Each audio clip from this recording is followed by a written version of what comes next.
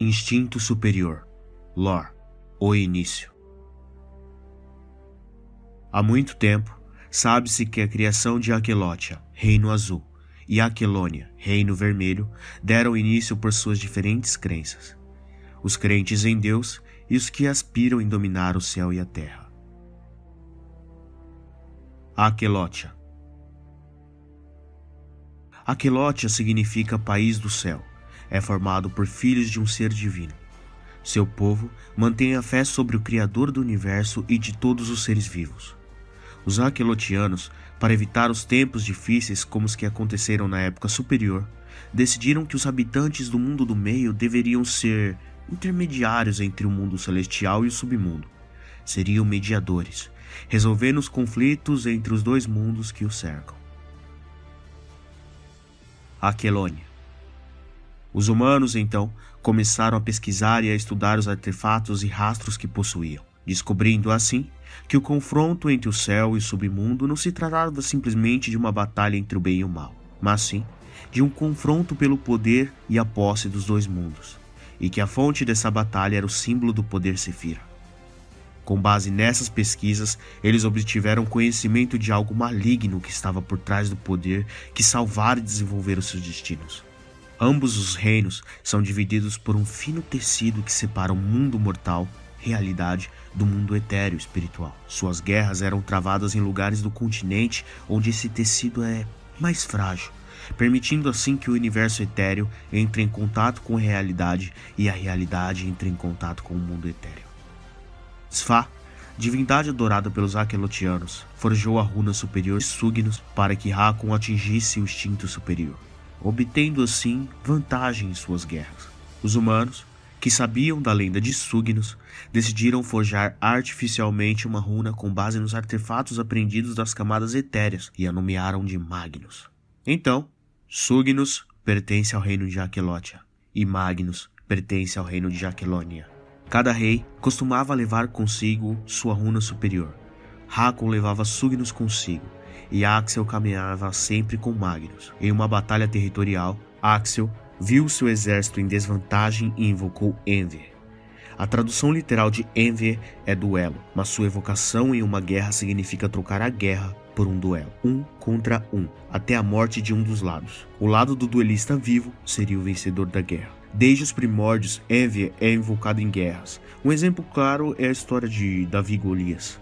Durante o Enver, Sugnos e Magnus se encostaram uma na outra, gerando um estrondo imenso seguido de trovões.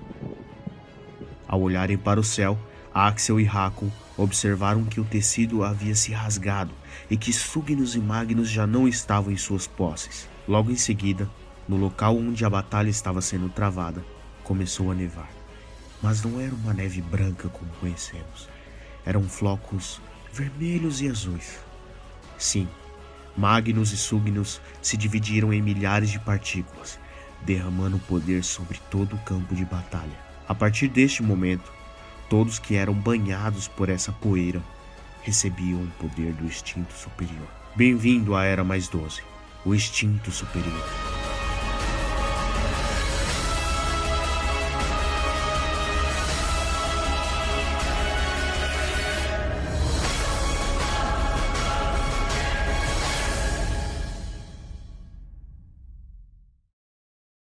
Golias. Alguns atribuem a Davi como o primeiro mortal a invocar Envy em uma guerra, mas estão errados. Golias, cujo nome significa exilado ou adivinho, era descendente de aquelotianos e aquelonianos rebelados, dos quais eram chamados de aventureiros por alguns, Shine por outros e Whites pela maioria.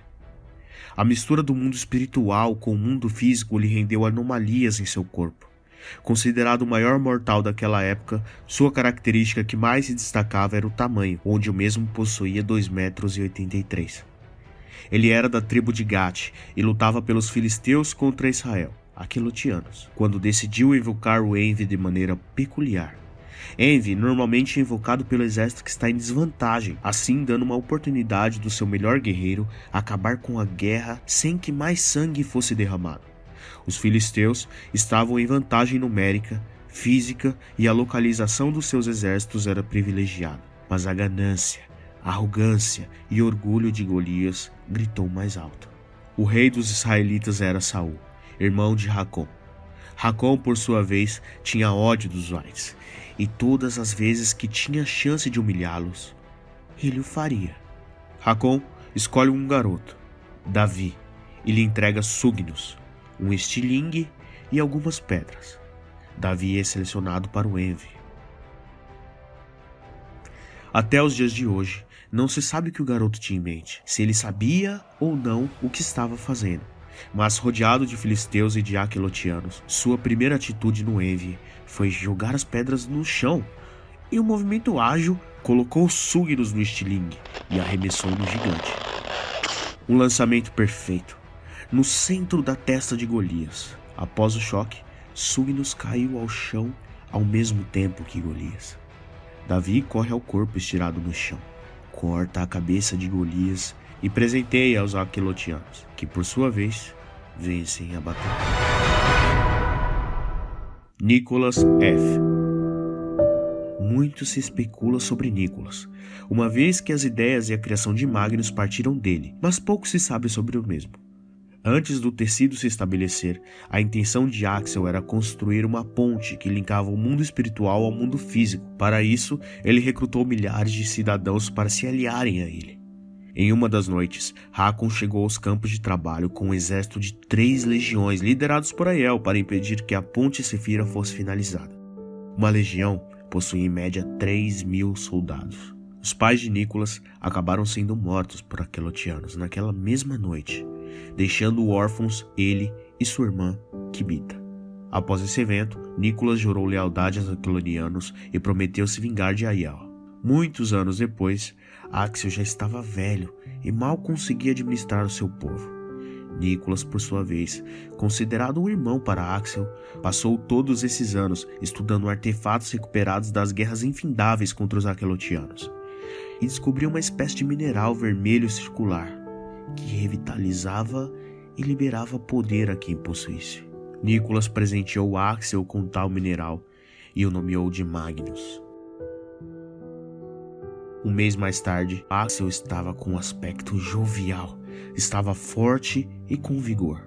Como os relatos da vida de Nicolas são muito antigos e anteriores até mesmo à criação do tecido, algumas informações se perderam durante o tempo e nunca mais ouviu-se falar de Nicolas. Alguns ousam dizer que ele criou a Pedra da Imortalidade, mas até sua morte é incerta, uma vez que o seu corpo nunca foi encontrado.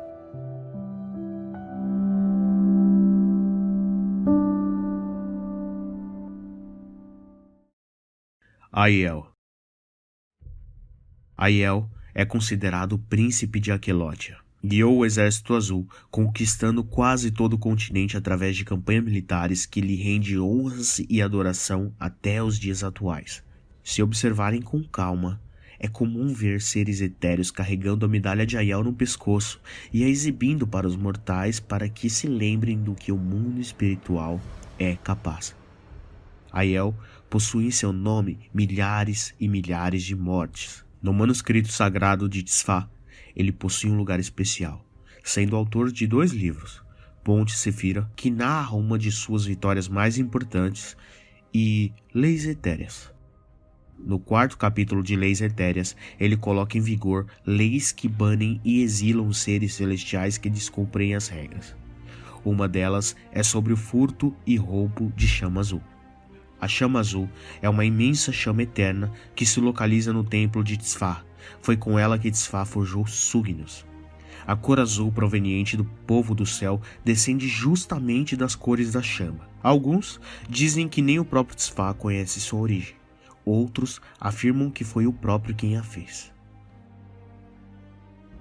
Aquele que retirar a chama azul do templo de Tzfá será banido, exilado e amaldiçoado com o feitiço chamas etéreas. Leis Etéreas, capítulo 4, versículo 7. Feitiço chamas etéreas. Transforma o ser celestial em uma figura de caveira asquerosa. O amaldiçoado sente fome, mas tudo que consome não mata a fome. Sente sede, mas pode beber os oceanos e não irá se saciar. Em uma noite, os espiões de Aiel viram Saul, irmão de Hakon, retirar uma fagulha da chama azul e o pegaram em flagrante. Na corte do julgamento, não havendo mais saídas, Hakon entrou em desespero e implorou para que Aiel não punisse seu irmão com tal maldição. Mas, apesar de esforços, ele não hesitou em executar o feitiço. Após 3 anos no exílio de Saul, Aiel aparece morto em Azran. Os Aquelotianos reivindicam Éden como a mente por detrás da morte de Aiel, mas existe uma minoria que atribui a Hakon.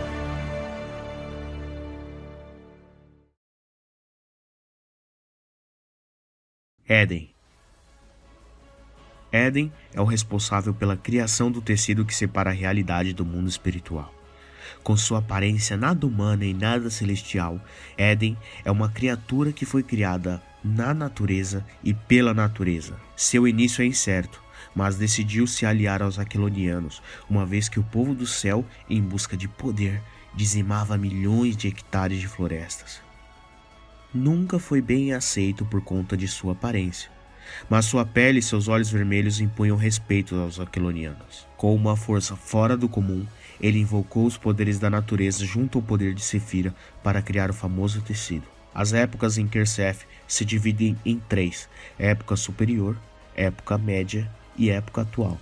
A importância de Éden está na compreensão dos tempos, uma vez que ele é subdividido em 3 acontecimentos: chama azul, criação do tecido e a era do instinto superior.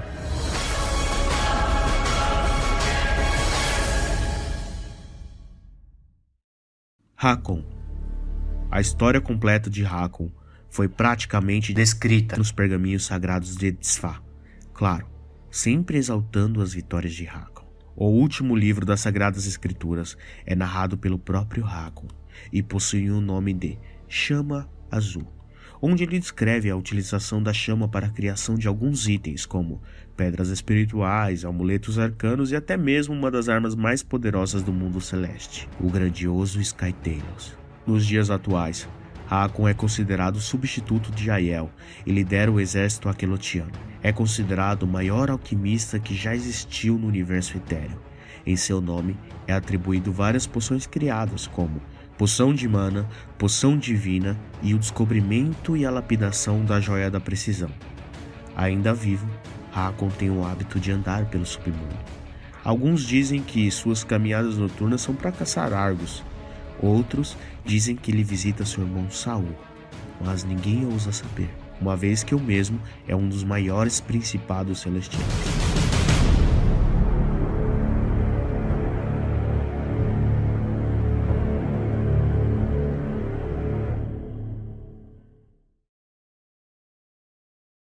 Axel.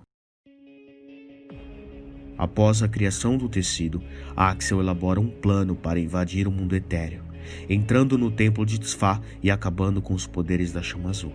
Seu plano consistia em colocar uma pedra da proteção dentro da chama azul, para que todo aquele poder fosse absorvido pela pedra. Assim que o plano fosse executado, daria a ordem a todo o povo vermelho utilizar os pergaminhos de retorno.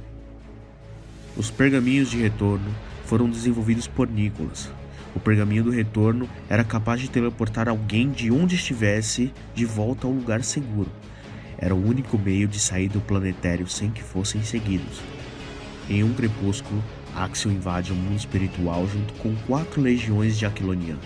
Durante 4 intensas horas, milhares de soldados morreram, até que a fronte galotiana enfraqueceu e Axel consegue adentrar ao templo de Tzfar. Ela era linda. Estava no pátio principal. Ali na sua frente estava o pilar que sustentava todos os poderes do povo azul. Sem pestanejar e sem saber se aquilo funcionaria, ele vai com a pedra em direção à chama. Não faça isso! Exclamou Hakon, enquanto retirava a espada do peito de um Aquiloniano. Eu não tenho escolha. Disse Axel, ainda caminhando em direção à chama. Isso vai mudar a história do meu povo. Eu não li. Axel então coloca a pedra na chama. A pedra começa a brilhar, como se o próprio sol estivesse em suas mãos. Pareceu que o tempo parou. Mas num breve momento de lucidez, Axel grita: Aquilônia! Em um piscar de olhos, não havia mais nenhum Aquiloniano no plano etéreo. Hakon percebeu que a chama já não brilhava como antes e seu azul escureceu. O plano de Axel havia funcionado. Nos dias atuais, os Ecalotianos criaram uma espécie de monumento que pode ser visto em Helion. As mãos de Tzfar segurando o que restou da chama, agora sem utilidade.